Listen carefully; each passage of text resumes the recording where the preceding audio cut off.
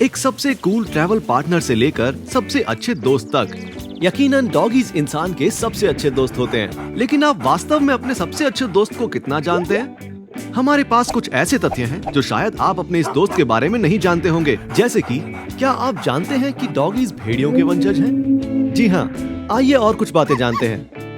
पहला, सुबह की सैर उनके लिए बहुत जरूरी है, खास तौर पर लंबे डॉगीज के लिए। वैसे आप ये बात सोचकर हमेशा हैरान होते होंगे कि उनको अपना पेट हल्का करने की जगह ढूंढने में इतना समय क्यों लगता है। अध्ययन से पता चला है कि अगर इन्हें खुले और बाहर के वातावरण में छोड़ दिया जाए तो ये पृथ्वी के चुंबकीय क्षेत्र के साथ तालमेल बनाने की कोशिश करते हैं, जिसका अर्थ है कि वो उत्तर दक्षिण दिशा में अपना पेट हल्का करना ज्यादा पसंद करते हैं, न कि पूर्व पश्चिम दिशा में। ऐसा क्यों है ये कोई नहीं जानता। हालांकि इस बात पर अध्ययन चल रहा है कि उन्हें ये अजीब आदत क्यों है। दूसरा, भला ये प्यारी सी आंखें किसे पसंद नहीं आएंगी। वैसे जैसे ही आप इनकी आंखों में देखते हैं, वैसे ही आपके अंदर का लव हार्मोन ऑक्सीटोसिन रिलीज होने लगता है। यही कारण है कि हम उन्हें प्यार किए बिना नहीं रह सकते और उन्हें गले लगा लेते हैं। एक दिलचस्प तथ्य उनकी आंखों के बारे में भी है कि उनकी आंखों की रक्षा प्राकृतिक तरीके से होती है। कुत्तों की एक तीसरी पलक भी होती है, जिसे निक्टेटिंग मेम्ब्रेन कहा जाता है, जो आंखों की सुरक्षा और उन्हें साफ करने के लिए आगे पीछे घूमती है। तीसरा, इनके अंडकोश निकाल देने से इनकी जिंदगी बढ़ती है और इनकी आबादी भी नियंत्रित होती है। यही कारण है कि आज कई मालिक इसे अपना रहे हैं। हालांकि क्या आपने कभी सोचा है कि अगर आप अपनी फीमेल डॉग के अंडकोश नहीं निकालते हैं तो उसके साथी या उसके बच्चों का क्या होगा? अध्ययन से पता चला है कि निरंतर प्रजनन से वो 67,000 बच्चे दे सकते हैं, वो भी सिर्फ 6 सालों में। ओह, इतना बड़ा परिवार। चौथा, जब आप अपने कुत्तों को दूसरी आवाजों के साथ कान हिलाता देखते हैं तो यकीनन आपको बड़ा मजा आता होगा, है ना? लेकिन ये ऐसा करते कैसे हैं? वैसे उनके लिए ये बहुत आसान है। कुत्तों में 12 से अधिक अलग अलग मांसपेशियां होती है जो उनके कानों की गति को नियंत्रित करती हैं, जिससे वो कान को आवाज के साथ जैसे चाहे वैसे हिला सकते हैं। इससे ये पता चलता है कि उन्हें तूफानों की गड़गड़ाहट से डर क्यों लगता है। शायद क्योंकि उनके संवेदनशील कानों को उस आवाज से तकलीफ पहुंचती हो। पांचवा, हमने ये तो सुना ही होगा कि कुछ स्वर्ग से आए फरिश्तों के पास पर नहीं बल्कि मूंछ होती है। कितनी प्यारी बात है ना? लेकिन कुत्तों के पास इतनी सारी मूंछें क्यों होती है? मुंह के पास, आंखों के ऊपर, जबड़े के नीचे वाले हिस्से में ये जो बाल होते हैं वो स्पर्श संवेदनशील होते हैं और इन्हें विब्रेसी कहा जाता है। ये इतने संवेदनशील होते हैं कि हवा में आए छोटे से बदलाव को भी महसूस कर लेते हैं। छठा, कुत्तों में बहुत ज्यादा ऊर्जा होती है जो उन्हें दिन के किसी भी समय सतर्क और सक्रिय रखती है। लेकिन वो अपना पसीना कैसे निकालते हैं? वैसे इनमें मनुष्यों के विपरीत केवल उन क्षेत्रों से पसीना निकलता है जहाँ फर नहीं होते, यानी कि उन्हें उनकी नाक और पंजों से ही पसीना आता है। सातवां, कई बार हमें लगता है कि हमारा कुत्ता अंधेरे से डर सकता है, लेकिन ऐसा नहीं है। कुत्ते वास्तव में अंधेरे में देख सकते हैं टपीडम लूसिडम की मदद से। ये उनकी आंखों में एक शीशे जैसी झिल्ली होती है। आठवां, कुत्तों में कैंसर जैसी मानव बीमारी का पता लगाने का गुण होता है। कैसे? कैंसर ग्रस्त कोशिकाएं मानव शरीर में स्वस्थ कोशिकाओं के उलट अलग अलग मेटाबॉलिक वेस्ट प्रोडक्ट्स को बाहर निकालती हैं और तभी कुत्ते किसी इंसान की सांस को सूंघ कर बता सकते हैं। नवां, हमने अपने सभी कुत्तों को चांद को देखकर अजीब सी आवाज निकालते हुए सुना है और हमें लगता था कि उन्हें चांद पसंद है, इसलिए वो ऐसा कर रहे हैं। हालांकि ऐसा चंद्रमा के गुरुत्वाकर्षण के खिंचाव के कारण होता है। इससे उन्हें नींद नहीं आती है और वो बेचैन हो जाते हैं, इसलिए वो ऐसी आवाज निकालते हैं। 10वां, जब आपका कुत्ता आपके पैरों के पास आकर बैठता है तो आपको बहुत अच्छा लगता है ना? लेकिन उसके प्यार के पीछे एक इशारा होता है। शोधकर्ताओं के अनुसार वो ऐसा इसलिए करते हैं क्योंकि वो इंसान पर अपना हक समझते हैं और सुरक्षात्मक होने की भूमिका निभाते हैं। तो आज के लिए बस इतना ही।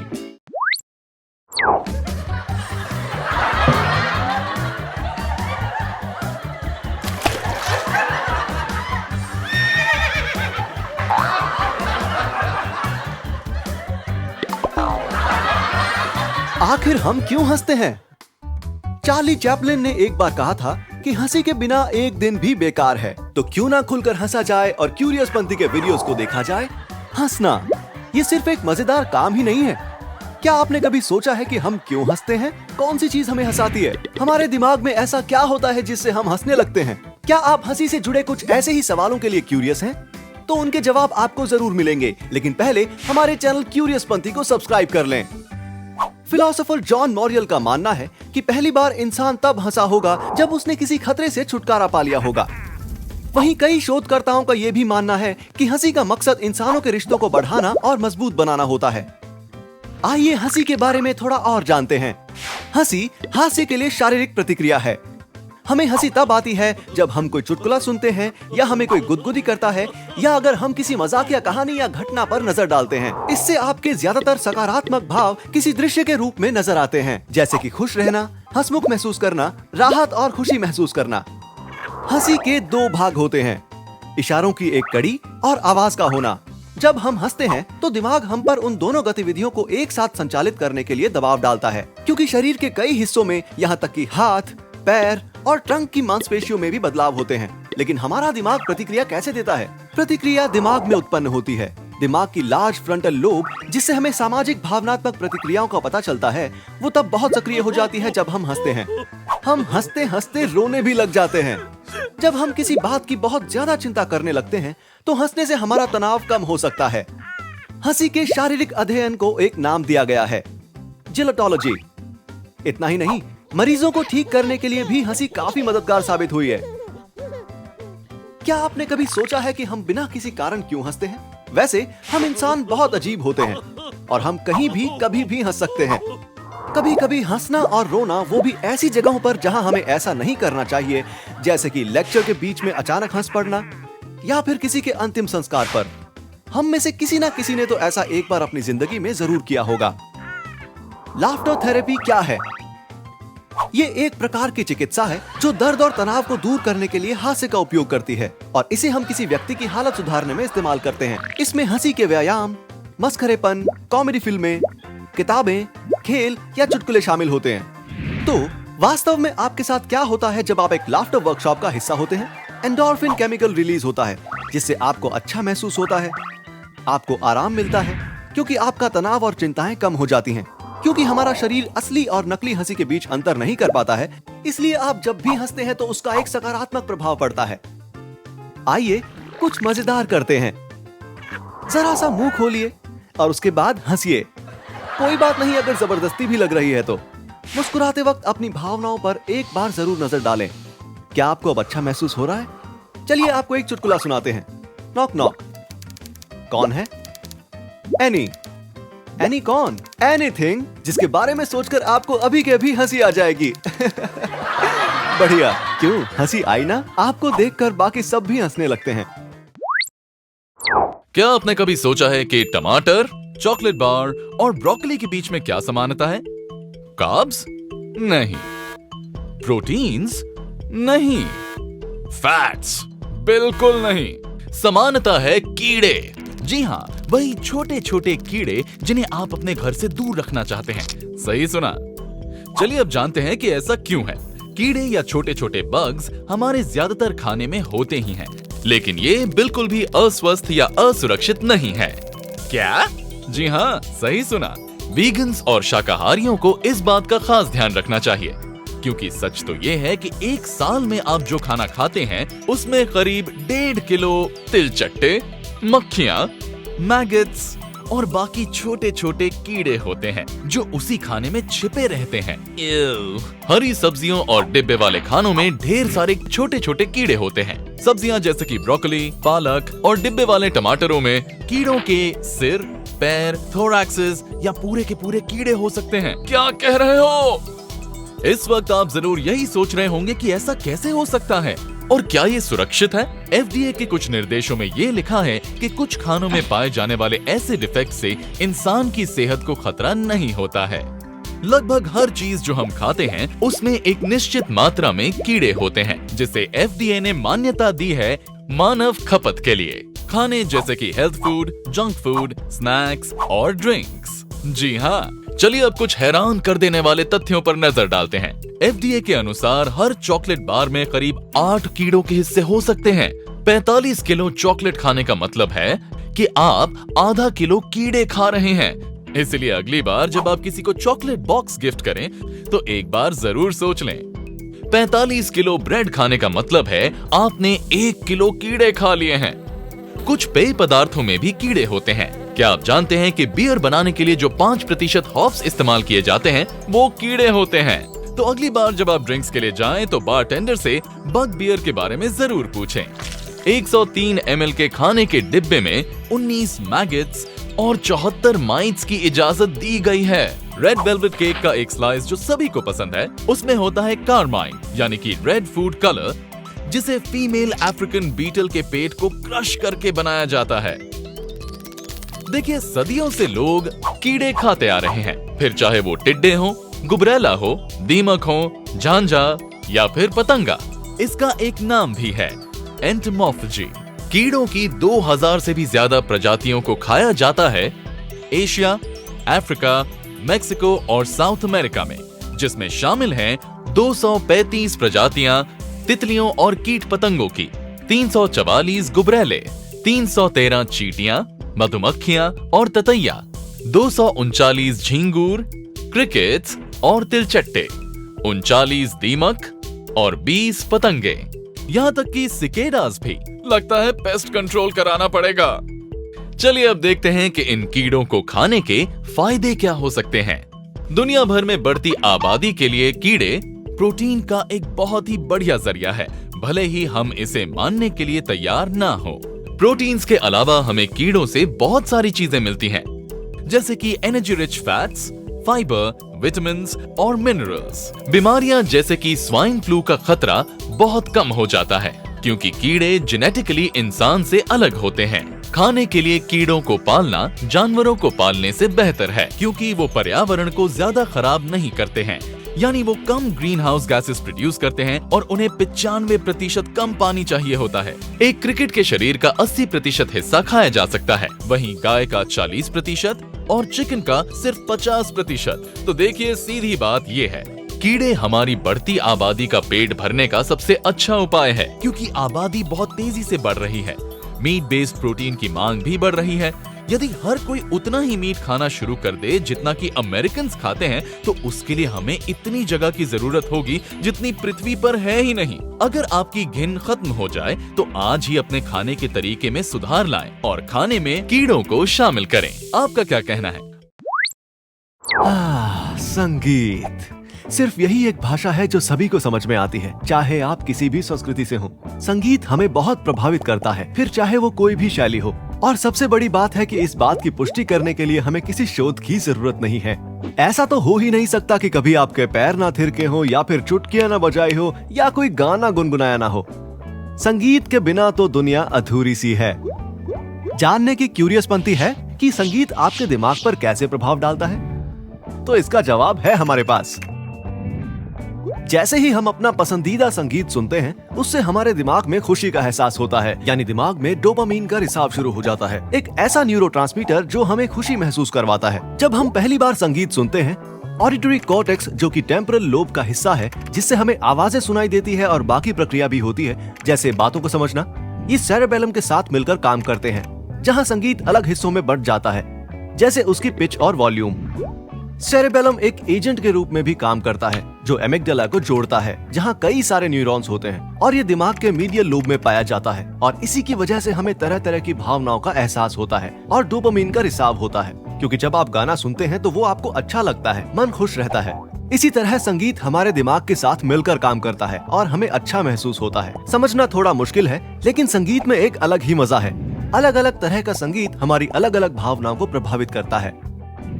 पहला, पॉप, हिप हॉप, कंट्री और रेगे। ये सभी जॉनर्स एक दूसरे से अलग हैं, लेकिन आपके दिमाग पर एक जैसा ही असर डालते हैं। इसमें बार बार एक ही बात को दोहराया जाता है। ये बहुत आकर्षक होता है, बहुत तेज होता है, जिसे सुनने के बाद आपको खुशी मिलती है और आप नाचना भी चाहते हैं। इसे सुनने से आपका रोजमर्रा का रूटीन थोड़ा सा बदल जाता है। दूसरा, मेटल और रॉक। मेटल और रॉक संगीत को तनाव और डिप्रेशन से छुटकारा पाने के लिए जाना जाता है। हैरानी की बात यह है कि इस संगीत में चीखना, चिल्लाना, जोर जोर से गाना ही लोगों को उनके तनाव से बाहर आने में मदद करता है। तीसरा, क्लासिकल और जैज। क्लासिकल और जैज दोनों ही अपने आप में कमाल के जॉनर हैं।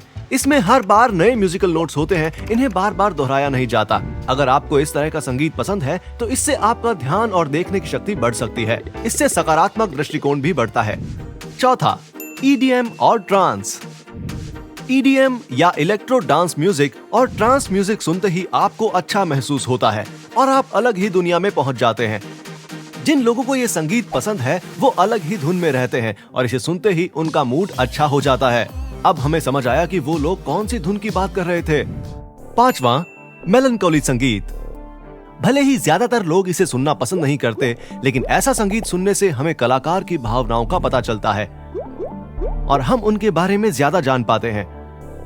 तो अगर अगली बार आपका मन थोड़ा उदास हो तो ऐसा संगीत सुनने से ना घबराएं।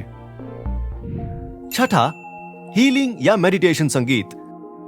इस तरह के जॉनर को सुनना अपने आप में किसी थेरेपी से कम नहीं है। ये सीधा आपके पैरासिम्पैथेटिक नर्वस सिस्टम पर असर डालता है, जिससे आपके शरीर को आराम मिलता है और आपको अच्छी नींद आती है। अगर आपको बेचैनी होती है तो हीलिंग संगीत सुनने से भी आपका मन शांत हो जाता है और ये ध्यान लगाने के लिए भी बहुत अच्छा है। ऐसा माना जाता है कि संगीत किसी भी चीज से निकलने का एक अच्छा जरिया है। अगर आप लगातार संगीत सुनते हैं तो इससे घबराहट कम होती है, आप अच्छे से अपनी बात समझा सकते हैं, यादें ताजा हो जाती हैं, पार्किंसंस के रोगियों को मदद मिलती है, मानसिक रूप से आपको मजबूत बनाता है। तो अब जब हम ये जान चुके हैं कि संगीत का काफी गहरा असर पड़ता है और ये आपका दिमाग भटकाता नहीं है, तो चलिए अपनी प्लेलिस्ट से कुछ अच्छा सा संगीत हमें भी सुनाइए।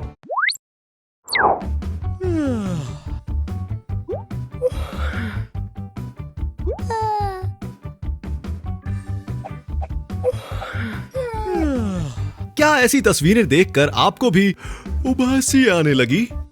जम्हाई या उबासी लेने की प्रक्रिया को ऑसिटेशन कहते हैं। एक अध्ययन से पता चला है कि जम्हाई आपके दिमाग का प्राकृतिक एयर कंडीशनिंग सिस्टम है, जो आपके थके दिमाग और ज्यादा काम में व्यस्त ग्रे मैटर को ठंडा करने के लिए ठंडे रक्त को आपके दिमाग तक पहुंचाती है, ताकि आप अपना काम अच्छे से कर सकें।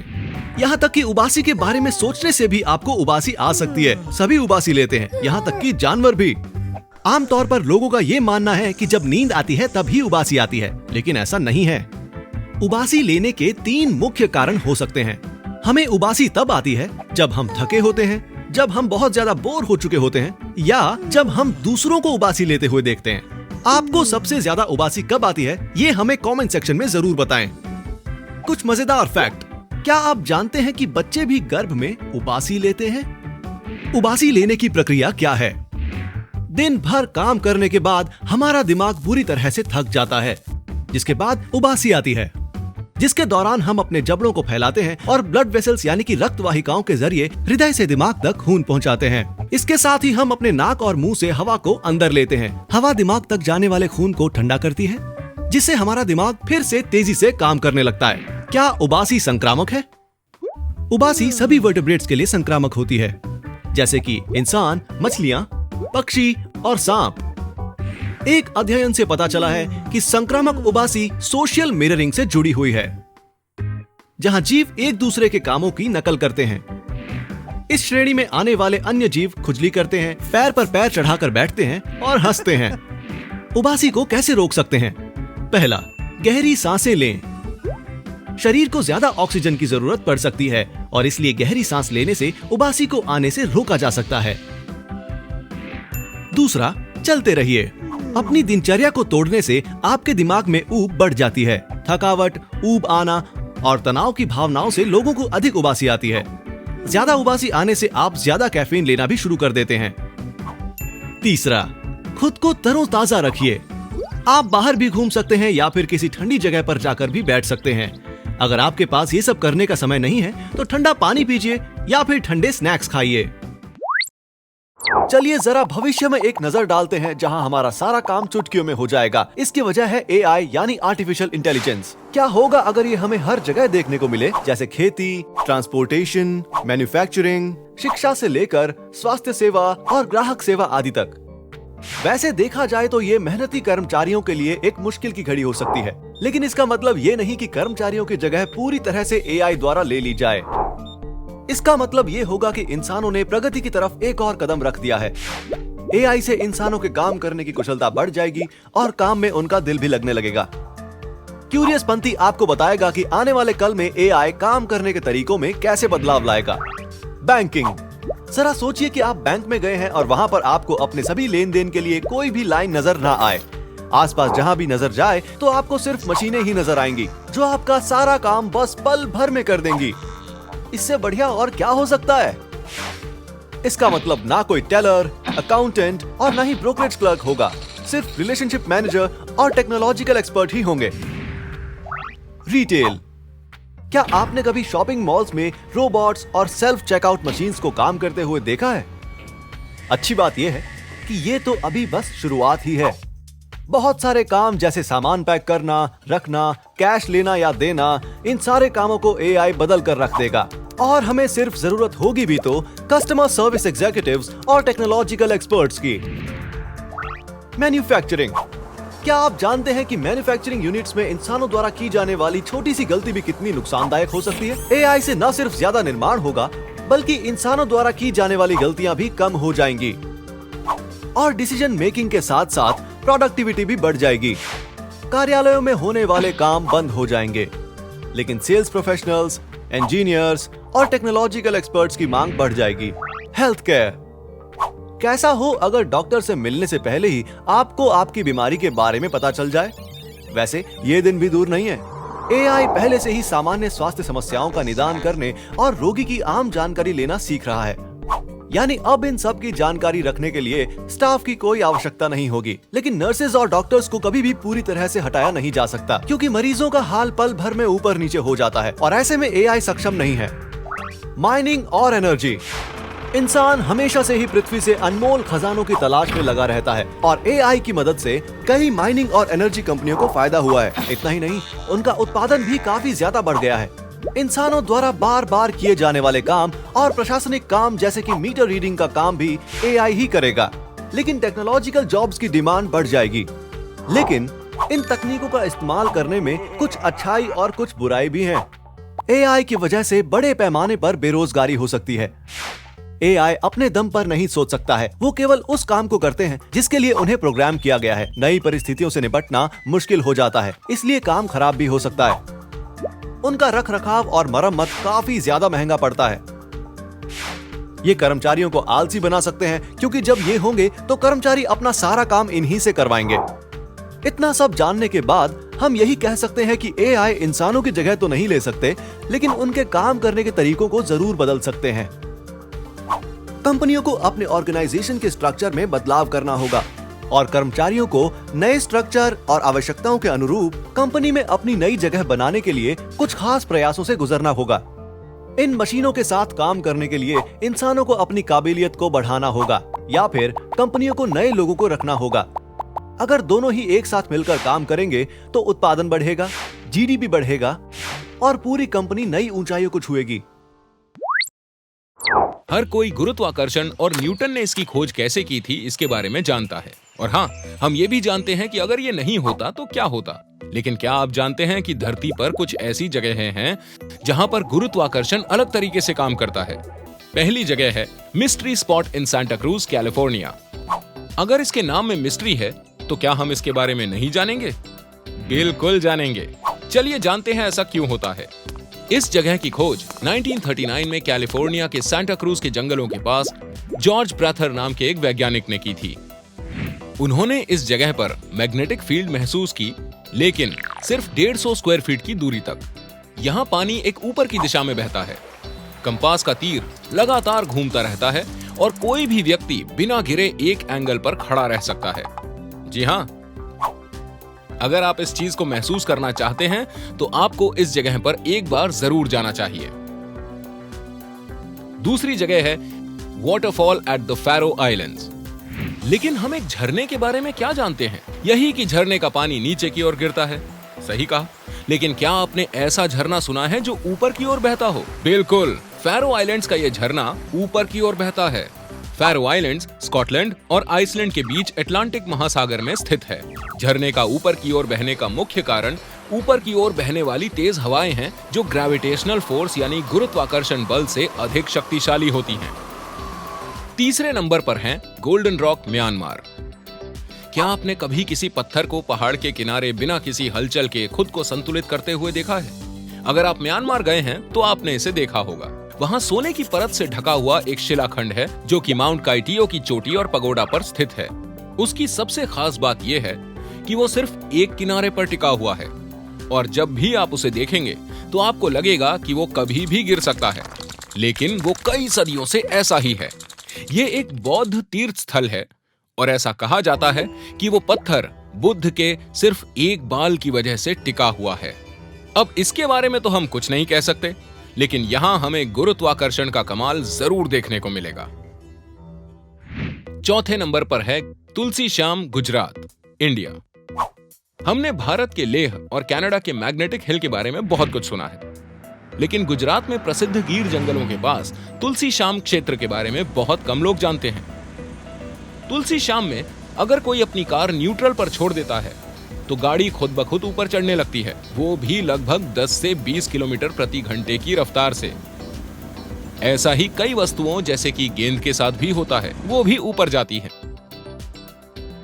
ऐसा इसलिए होता है क्योंकि उस जगह की संरचना और परिवेश के कारण एक ऑप्टिकल इल्यूजन पैदा होता है और हम धोखा खा जाते हैं।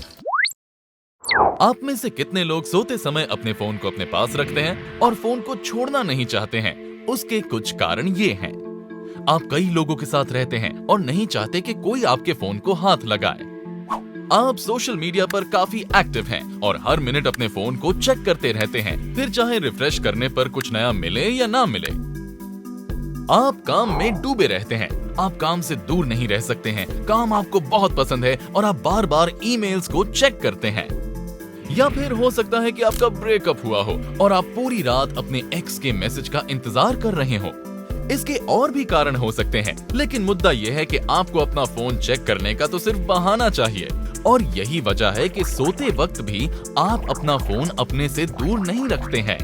कंग्रेचुलेशंस, आप अपने फोन के गुलाम बन गए हैं। हमने ये तो जान लिया कि क्यों आप अपने फोन को अपने पास रखते हैं। अब ये जानते हैं कि ऐसा क्यों नहीं करना चाहिए। रात में फोन से निकलने वाला कृत्रिम नीला प्रकाश हमारे दिमाग पर असर डालता है और हमारे सर्केडियन रिदम को कंफ्यूज कर देता है। ये मान लीजिए कि ये हमारी अंदरूनी घड़ी है जो समय को मापती है।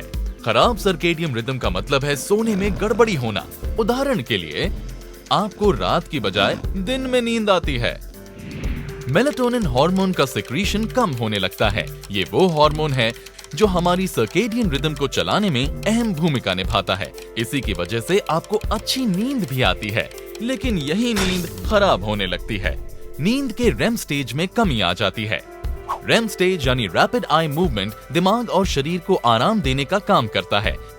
इससे आपकी बॉडी में प्रोटीन बनता है, याददाश्त तेज होती है, रचनात्मकता बढ़ जाती है और मसलों को सुलझाने की क्षमता भी बढ़ जाती है। इसीलिए बच्चे काफी देर तक सोते रहते हैं क्योंकि वो नींद के रेम स्टेज में होते हैं। फोन को इस्तेमाल करने के बाद आप ज्यादा चैतन्य हो जाते हैं और नींद कम आती है, जिसकी वजह से अगले दिन आप थका हुआ महसूस करते हैं और आपके दिन की अच्छी शुरुआत नहीं हो पाती है। खराब मूड का असर आपके उपापचय पर होता है। आपका अस्वस्थ खाने की ओर झुकाव बढ़ जाता है, जिसकी वजह से आपको कई तरह की बीमारियां हो सकती हैं। इससे हमें पता चलता है कि सोने का सबसे बेहतरीन तरीका है फोन के बिना सोना। इससे आपकी अगली सुबह ताजा, जोशीली और खुशहाल होगी। आज रात ऐसा ही करिएगा, अपने फोन को दूर ही रखिएगा। शुक्रिया, बाद में कहिएगा।